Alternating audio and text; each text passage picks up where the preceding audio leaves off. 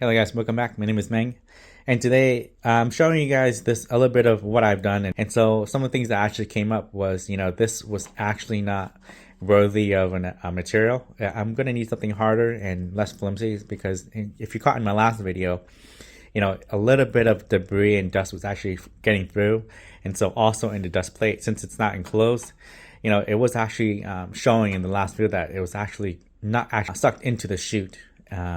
So there are things that I want to uncover today, and it's best to do it on pen and paper, or in this case, and I'm actually going to draw it in Procreate on my iPad. And so then you can sort of get the idea of what I was looking into, how I'm trying to articulate the best case scenario in order to maximize my dust collection here. So now let's take it on over to Procreate and let me show you what I've done so far. So here I am in Procreate. I've gotten a 3D model that I've gotten on Lowe's website, and it closely matches the current miter saw that I have. So I'm using that as my background or underlay.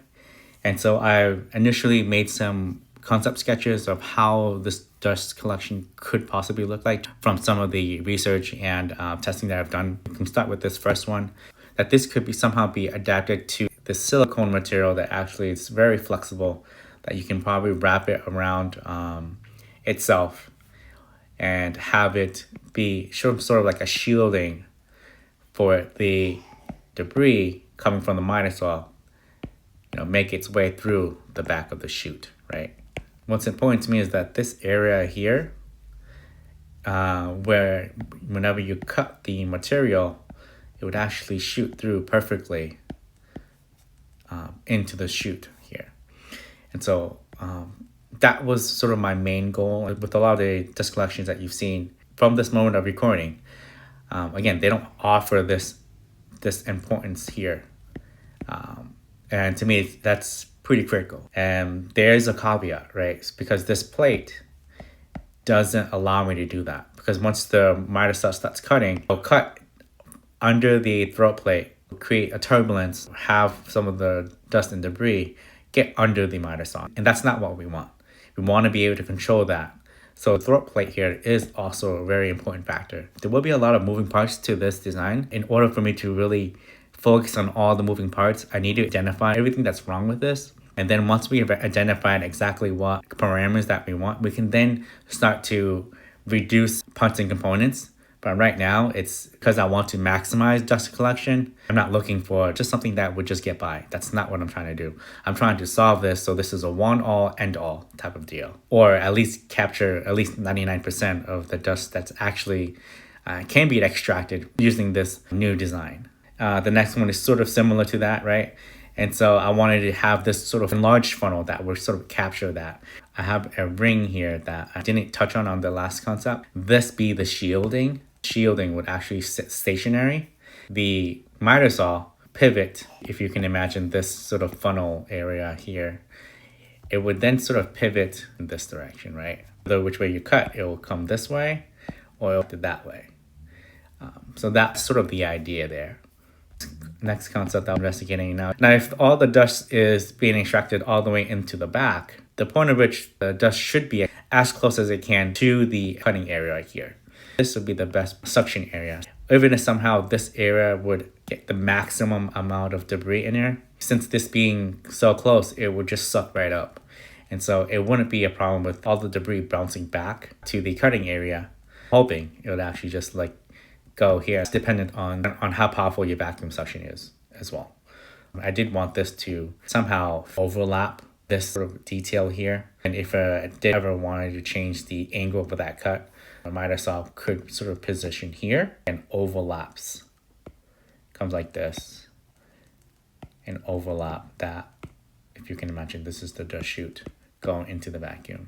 This is so close to the throat plate. I wanted this to catch everything as close to the throat plate as possible because I didn't want any material shooting under and behind this dust funnel here. Let's call it that.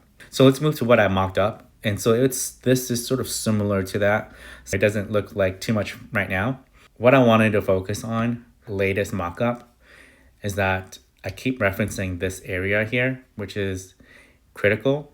I made a entry here that's probably the size of the depth of cut for the miter saw. So if you can imagine, if I believe it's a 10-inch saw, and then it can cut 4x4 post perfectly, this would be the height of that 4x4 post. When the saw comes down, there's a little bearing or ring that sits right here. That would be hovering on top. This is the blade here.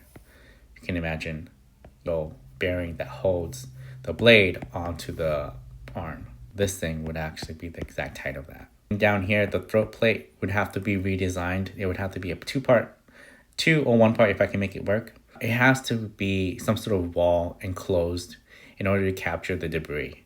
And this slot here has to be big enough in order to catch that initial cut and all the way down to the chute, which is the little funnel here. So when it goes into there, it can definitely just flow right into it. So that's the idea. So the modular part here, and we have the funnel, right, to the vacuum. This is something that's probably a little clearer, right? So now there is your throat plate. Now there's more definition to this entry. Now, I didn't know if this was actually going to be something that was held up all the way, mounted onto the side of that frame, or if it was something that actually just much shorter. These flaps here was actually something that I wasn't thinking about before, but I was thinking it could need some sort of flap there in order to sort of engulf whatever debris that could fly up that doesn't just shoot initially through as it should.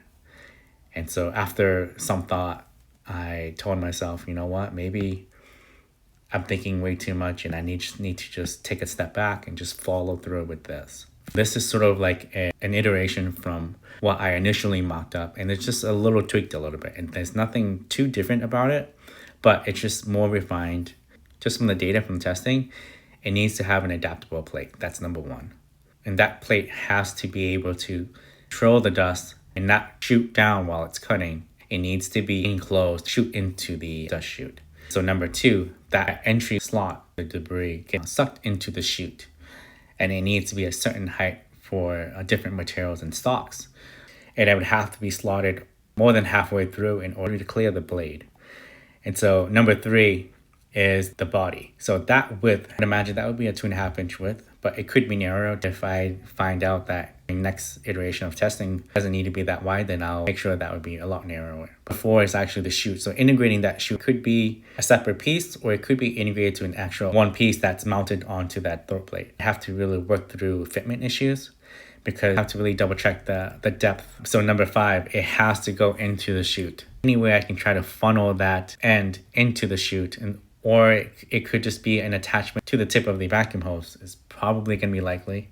This would be my parameters that I'm going to be using for the next iteration. You're not going to see too many changes.